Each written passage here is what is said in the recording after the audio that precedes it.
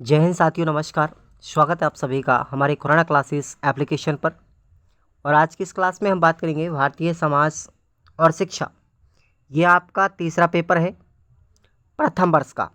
तो प्रथम वर्ष का जो तीसरा पेपर है उसका पहला गैस मॉडल पेपर आपको बता रहा हूँ। और ये आपका 70 अंकों का पेपर होता है, जिसमें से आपको पास होने के लिए मिनिमम 28 अंक की आवश्यकता होती है। इसकी समय सीमा 3 घंटे की होती है। तो सभी विद्यार्थी जो क्लास यहाँ पर ले रहे हैं वो सुबह 10 बजे, ध्यान रखेंगे आप लोग, सुबह 10 बजे आपको ये क्लास मिलेगी। एप्लीकेशन पर तैयार रहना। देखिएगा, पहला क्वेश्चन आपका है। पूरे क्वेश्चनों को एक बार बारीकी से रटेंगे। जो प्रश्न आपको बताए जा रहे हैं उन सब के बारे में आप लोग ध्यान रखें। एक एक प्रश्न को अच्छे से याद करेंगे। पहला क्वेश्चन है आपका कि भारत में राष्ट्रीय भाषाएं कितनी हैं। राष्ट्रीय भाषाएं कितनी है भारत के अंदर? 18 भाषाएं हैं। ऑप्शन आपका डी होगा। अगर क्वेश्चन पूछा जाए कि हमारे भारत की जितनी भी भाषा है उनको भारतीय संविधान के किस अनुच्छेद में जोड़ा गया है, तो आपका आंसर होगा 8वीं अनुसूची में जोड़ा गया है। सॉरी, किस अनुसूची में? 8वीं अनुसूची में जोड़ा गया है। बात करेंगे यहाँ पर कि जब हमारा भारतीय संविधान लागू हुआ था उस समय पर हमारे संविधान में 8वीं अनुसूची के अंतर्गत कितनी भाषाएं जोड़ी गई थी? तो 14 भाषाएं जोड़ी गई थी। और अब वर्तमान में कितनी भाषाएं हैं उसमें? 22 भाषाओं का उल्लेख किया गया है। कुल टोटल 22 भाषाएं हैं हमारे भारतीय संविधान में, जिनको संवैधानिक दर्जा दिया गया है।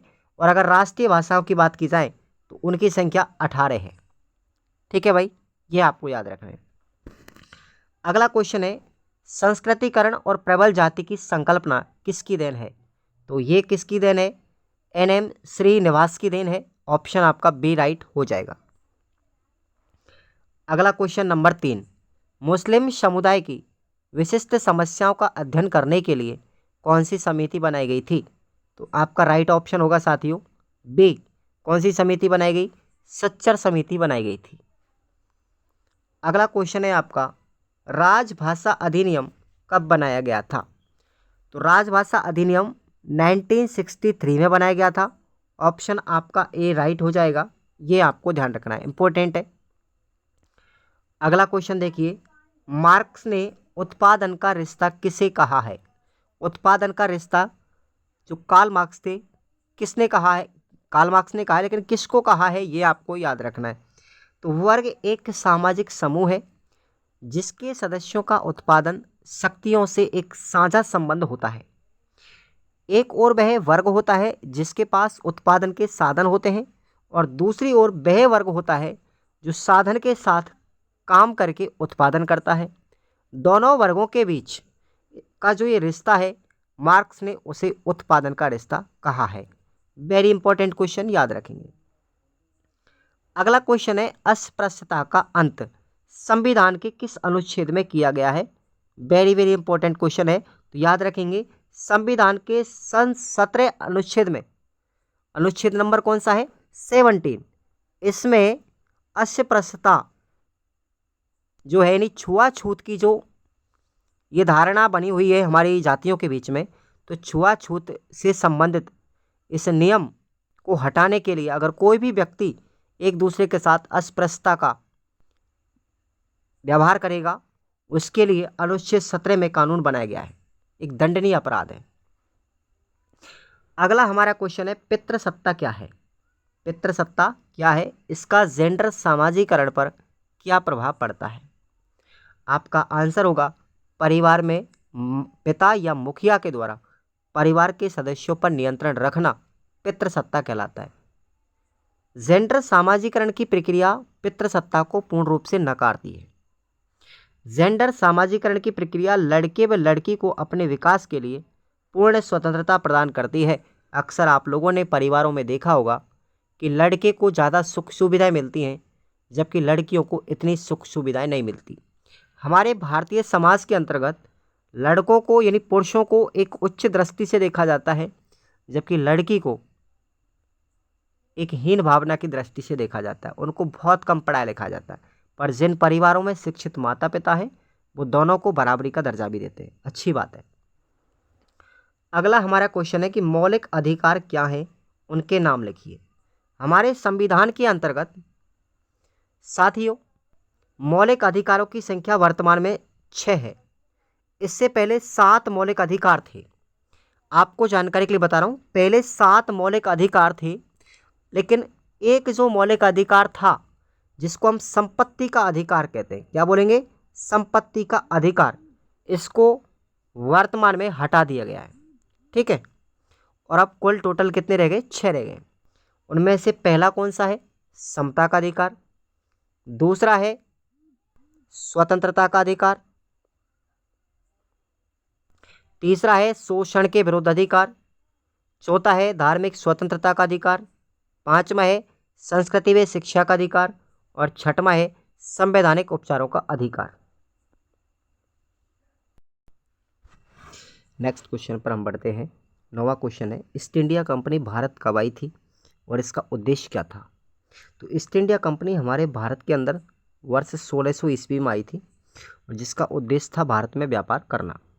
क्वेश्चन नंबर 9 याद रखेंगे। क्वेश्चन नंबर 10 है, सामाजिक विषमता से क्या अभिप्राय है, स्पष्ट कीजिए, समझाइए। सामाजिक संसाधनों तक असमान पहुंच की पद्धति ही साधारणतः सामाजिक विषमता कहलाती है।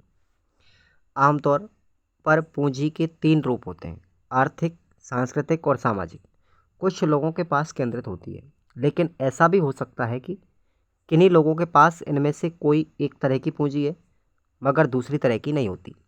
उदाहरण के लिए जैसे बात करें कि अक्सर आदिवासी समुदाय में हम देखते हैं कि उनके पास ज़मीन और प्राकृतिक संसाधन पर्याप्त मात्रा में होते हुए भी उनके पास शिक्षा, स्वास्थ्य और सामाजिक रिश्तों के अभाव में वे उन संसाधनों का भरपूर उपयोग नहीं कर पाते हैं। हम ऐसे भी कई लोगों के बारे में सुनते हैं जो पैसे वाले नहीं हैं, धनाढ्य नहीं हैं, मगर ऐसे समुदाय या जाति में जन्म लेने के कारण उन्हें शिक्षा सुलभ हो जाती है और सामाजिक संपर्क की मदद से वे मनचाहा काम कर पाते हैं।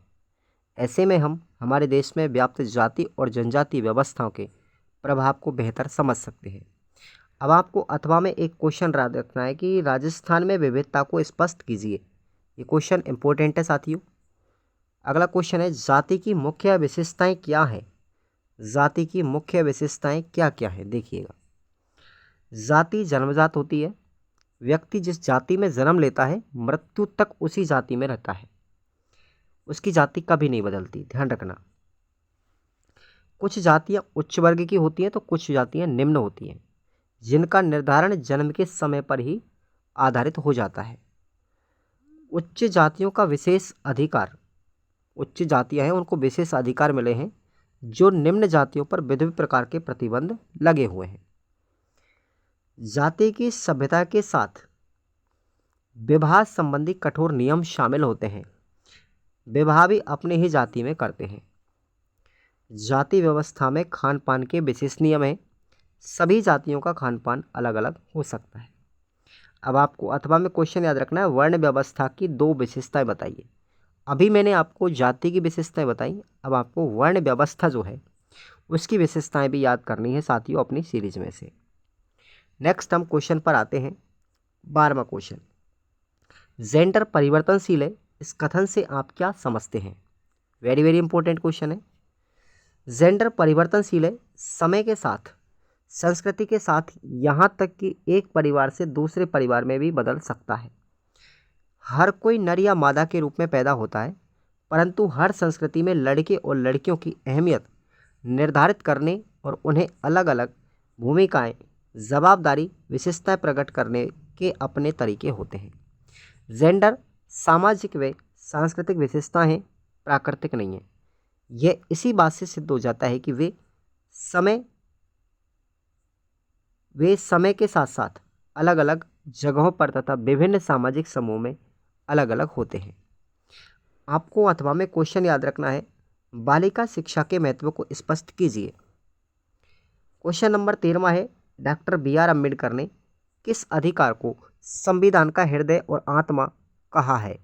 वेरी वेरी इंपॉर्टेंट क्वेश्चन है, याद रखेंगे। सबसे पहले तो याद रखना, डॉक्टर बाबा साहब जो हैं भीमराव अम्बेडकर, उन्होंने संविधान का हृदय और आत्मा, हमारा जो मौलिक अधिकार 6वें नंबर का है जिसको हम संवैधानिक उपचारों का अधिकार कहते हैं, उसे क्या कहा है, संविधान का हृदय और आत्मा कहा है। छोटा क्वेश्चन पूछा जा सकता है। हमारे संविधान में मौलिक अधिकारों की सूची बड़ी आकर्षक है।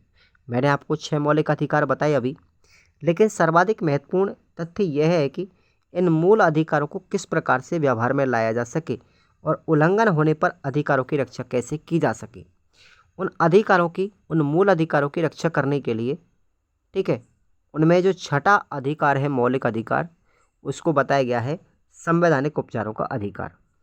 संवैधानिक उपचारों का अधिकार वह साधन है जिसके द्वारा ऐसा अगर किया जाएगा, किसी भी मौलिक अधिकार का उल्लंघन किया जाएगा, तो क्या होगा, इसके अंतर्गत हर नागरिक को यह अधिकार प्राप्त है कि वह अपने मौलिक अधिकारों की उल्लंघन की स्थिति में सीधे न्यायालय में जाकर के या सर्वोच्च न्यायालय में जा सकता है। सर्वोच्च न्यायालय या उच्च न्यायालय मौलिक अधिकार को लागू करने के लिए सरकार को आदेश और निर्देश दे सकता है। और इसे ही छठवां जो हमारा मौलिक अधिकार है, संवैधानिक उपचारों का अधिकार, इसे ही डॉक्टर साहब ने क्या कहा है, संविधान का हृदय और आत्मा कहा है। नेक्स्ट हमारा क्वेश्चन देखिए।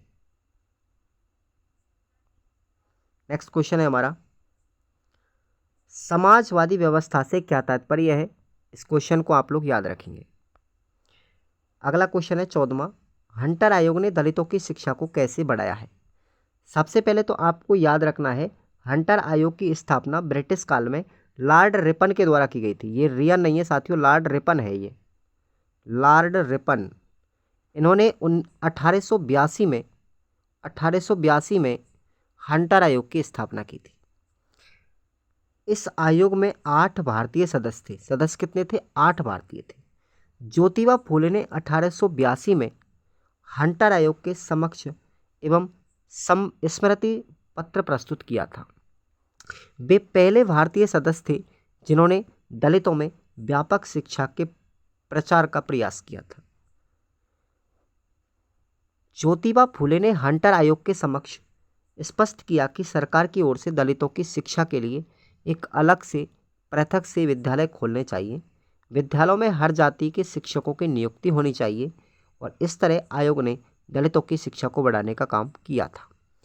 ज्योतिबा फूले के प्रस्तुति पत्र को हंटर आयोग ने माना था। याद रखेंगे, ज्योतिबा फूले की पत्नी जो है सावित्रीबाई फूले, उन्होंने बालिकाओं के लिए शिक्षा की व्यवस्था की थी। आज हम बात करें तो भारत की जो सरस्वती कहलाती हैं, वो सावित्रीबाई फूले को कहा जाता है भारत की सरस्वती, जिन्होंने सबसे पहले बालिका शिक्षा पर जोर दिया था और अलग से विद्यालयों की स्थापना की। अथवा में आपको याद रखना है, शारदा सदन के बारे में संक्षिप्त टिप्पणी लिखिए। इंपॉर्टेंट क्वेश्चन है, शारदा सदन, ध्यान रखेंगे, एक प्रकार का विद्यालय था। 15वां क्वेश्चन है, आर्य समाज ने अंग्रेजी के महत्व को क्यों आवश्यक माना। अंग्रेजी के महत्व को आवश्यक समझने का कारण था, विषय वस्तु इंग्लैंड में पढ़ाई जा रही थी, कि जो इंग्लैंड में विषय वस्तु पढ़ाई जा रही है उस विषय वस्तु से अलग नहीं होना, कि भारत में भी वही शिक्षा प्रणाली लागू होनी चाहिए जो ब्रिटिश में चल रही है। एक प्राचीन धारणा के अनुसार भारत की शिक्षा प्रकृति अधिकांशतः धार्मिक थी, अर्थात उसमें तकनीकी शिक्षा नहीं थी, तकनीकी शिक्षा की कमी थी। इस प्रकार तकनीकी शिक्षा ब्रिटिश शासनकाल में उनकी भाषा में सिखाया जाना ज़्यादा उचित प्रतीत होता था। हमारे भारत में धार्मिक शिक्षा होने की वजह से हम भारतीय पीछे रह गए। अगला क्वेश्चन है, राष्ट्रीय शिक्षा से क्या तात्पर्य है। ये क्वेश्चन आपको याद करना है। हम आते हैं हमारे 16वें क्वेश्चन पर। 1813 के चार्टर अधिनियम की क्या विशेषताएं थी। वेरी वेरी इंपॉर्टेंट क्वेश्चन है। इस अधिनियम ने शिक्षा नीति में बीच का रास्ता निकाला और इस अधिनियम के द्वारा जो मिशनरी व्यक्ति थे जिन्होंने मिशन चलाए थे, उन मिशनरियों को भारत में काम करने और धर्म का प्रसार करने की अनुमति दी गई, परंतु शासन की ओर से समर्थन नहीं देने का निश्चय भी किया गया कि प्रशासन की तरफ से कोई भी उनको सहयोग नहीं मिलेगा। दूसरी ओर भारतीय ज्ञान के संरक्षण और आधुनिक विज्ञान दोनों के लिए वित्तीय प्रावधान भी किया गया था। तो ये था चार्टर अधिनियम की विशेषताएं जो 1813 में लागू किया गया था। अथवा में आपको क्वेश्चन याद रखना है कि देशज शिक्षा की विशेषताएं क्या थी। ये क्वेश्चन भी इंपॉर्टेंट है। क्वेश्चन हम आते हैं 17वें नंबर पर। ये इंपॉर्टेंट क्वेश्चन लगाइएगा, इंपॉर्टेंट है बिल्कुल। 17वां क्वेश्चन कि परमादेश क्या होता है, प्रतिषेध क्या होता है, उत्प्रेषण क्या होता है।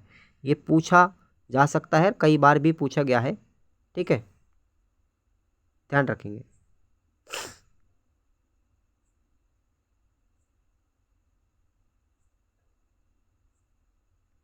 चलिए आगे बढ़ते हैं हम।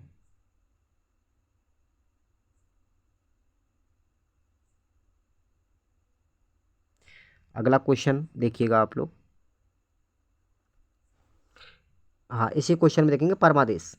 परमादेश यह आदेश तब जारी किया जाता है जब न्यायालय को लगता है कि कोई सार्वजनिक पद अधिकारी अपने कानून और संवैधानिक दायित्वों का पालन नहीं कर रहा और इससे किसी व्यक्ति का मौलिक अधिकार प्रभावित हो रहा है, उस स्थिति को कहेंगे परमादेश, परम आदेश। दूसरा है प्रतिषेध। जब कोई निचली अदालत अपने अधिकार क्षेत्र का अतिक्रमण करके किसी मुकदमे की सुनवाई करती है तो ऊपर की अदालत कौन सी, या फिर उच्च न्यायालय या फिर सर्वोच्च न्यायालय, ऐसा उसे करने के लिए रोकते हैं और एक निषेध जारी करते हैं। इस कंडीशन को हम प्रतिषेध कहते हैं। नेक्स्ट है इसमें उत्प्रेषण क्या है। जब कोई निचली अदालत या कोई सरकारी अधिकारी बिना अधिकार के कार्य करता है तो ऊपरी अदालत उसके समक्ष विचाराधीन मामले को उससे लेकर के उत्प्रेषण के द्वारा ऊपर की अदालत या अधिकारी को हस्तांतरण कर देती है। अथवा में आपको क्वेश्चन याद रखना है अधिकार परीक्षा क्या है, और ये भी इंपॉर्टेंट क्वेश्चन है साथियों, ध्यान रखेंगे। अगला क्वेश्चन देखिए 18वां। सामाजिक अपवर्जन या फिर सामाजिक बहिष्कार किसे कहते हैं? सामाजिक बहिष्कार के स्वरूप को स्पष्ट कीजिए। सबसे पहले तो आपको सामाजिक अपवर्जन या बहिष्कार के बारे में ध्यान रखना है। वे तौर तरीके जिनके जरिए किसी व्यक्ति या समूह को समाज में पूरी तरह घुलने मिलने से रोका जाता है और अलग रखा जाता है। यह उन सभी कारकों पर ध्यान दिलाता है जो व्यक्ति या समूह को उन अवसरों से वंचित करते हैं जो अधिकांश जनसंख्या के लिए खोले जाते हैं। भरपूर तथा क्रियाशील जीवन जीने के लिए व्यक्ति को जीवन की मूलभूत आवश्यकताओं जैसे रोटी, कपड़ा और आवास के अलावा अन्य सेवाएं भी उपलब्ध करवाता है, जैसे शिक्षा, स्वास्थ्य, यातायात के साधन, बीमा, सामाजिक सुरक्षा, बैंक आदि की जरूरत होती है तो उपलब्ध करवाता है। सामाजिक भेदभाव आकस्मिक या अनायास रूप से नहीं बल्कि व्यवस्थित तरीके से होता है, यह समाज की संरचनात्मक विशेषताओं का परिणाम है। सामाजिक बहिष्कार अनैच्छिक होता है। उदाहरण के लिए जैसे शहरों में, कस्बों में हम हजारों गरीब लोगों की तरह धनी व्यक्तियों को भी फुटपाथ पर सोते हुए नहीं देखते। कभी आपने गरीब के अलावा किसी अमीर को फुटपाथ पर सोते हुए नहीं देखा होगा। इसका अर्थ यह नहीं है कि धनी व्यक्ति फुटपाथ या पार्कों का प्रयोग करने में बहिष्कृत है। यदि वे चाहें तो निश्चित रूप से इनका प्रयोग भी कर सकते हैं, पर किसी की मजबूरी होती है बहिष्कार के कारण। इसका स्वरूप देखिएगा आप लोग। इसका स्वरूप क्या होगा, ध्यान से सुने आप लोग।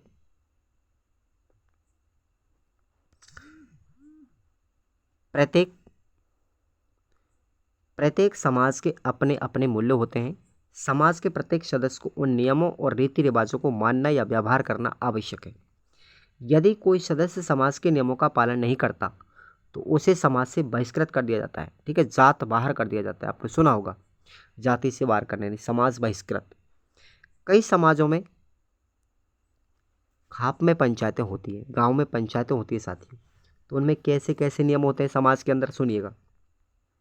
समाज के नियम नहीं मानने वालों के तथाकथित समाज से उसे अलग कर दिया जाता है। नियम के अनुसार उसे बाहर कर दिया जाता है अपनी जाति से। उस पर समाज में हुक्का पानी, समाज में उठना बैठना उसका बंद कर दिया जाता है। समाज विवाह से उसे निषेध कर दिया जाता है कि इसके परिवार में किसी की भी शादी वगैरह कोई नहीं करेगा इससे। समाज किसी भी कार्य में शामिल, उसको समाज के किसी भी कार्य में शामिल भी नहीं किया जाएगा उस व्यक्ति को। वैसे अलग अलग समाज में बहिष्कार करने के अलग अलग स्वरूप भी होते हैं। तो ये कुछ मूल स्वरूप भी बताए थे आपको मैंने। अगला क्वेश्चन है समाज से क्या आशय है, अथवा में याद रखेंगे समाज से क्या आशय है। समाज की आवश्यकता व महत्व पर प्रकाश डालते हुए भारतीय समाज में विविधता की चर्चा कीजिएगा, ये इंपॉर्टेंट है। अगले हम क्वेश्चन पर आते हैं साथियों, देखिए। जातिवाद एक समस्या के रूप में समझाइए। जातिवाद एक समस्या है तो इसको एक समस्या के रूप में आपको प्रदर्शित करना है। सुने आप लोग, जाति व्यवस्था भारतीय सामाजिक व्यवस्था की एक बहुत ही महत्वपूर्ण विशिष्टता है। मानव सभ्यता के प्रारंभ से ही भारतीय समाज को कर्म के आधार पर 4 वर्णों में बांटा गया था। क्षत्रिय, ब्राह्मण, शूद्र और वैश्य, इनमें अलग अलग बांटा गया था। प्रत्येक जाति वंश कुल के वंशजों के लिए वही काम निश्चित थे जो उनके पूर्वज करते आते थे। इनके बावजूद समय और स्थान परिवर्तन होने पर जातियों, वंश और कुलों के काम भी बदल जाया करते थे। जातियां बनी रहती थी और परंतु उनकी पीढ़ियां निरंतर एक ही जाति में बने रहने को अभिशप्त नहीं थी। कालांतर में कर्म पर आधारित सामाजिक व्यवस्था जन्म पर आधारित होकर के विभिन्न जातियों और उपजातियों में विभाजित हो गई। अतः जातियां मनुष्यों का एक ऐसा समूह है जिसके सदस्य किसी वास्तविक या कल्पित साझी वंश परंपरा के माध्यम से स्वयं को एक नस्ल के वंशज मानते हैं। इस परंपरागत जातिगत व्यवस्था में धीरे धीरे अस्पृश्यता, भेदभाव जैसी कुरीतियों ने अपना स्थान बना लिया। परिणाम स्वरूप चतुर्थ सोपान पर स्थित सेवा कार्यों से जुड़ी जातियों का शोषण किया जाने लगा। ठीक है, मतलब जो चपरासी का काम करते थे दलित वर्ग के लोग, उनका शोषण प्रारंभ हो गया। आज भी जातिगत भेदभाव होता है, ऐसा मानता होती है समाज में मुखर और प्रच्छन्न रूप में लगातार कायम है। ये बीमारी है एक तरीके से अस्पृश्यता की।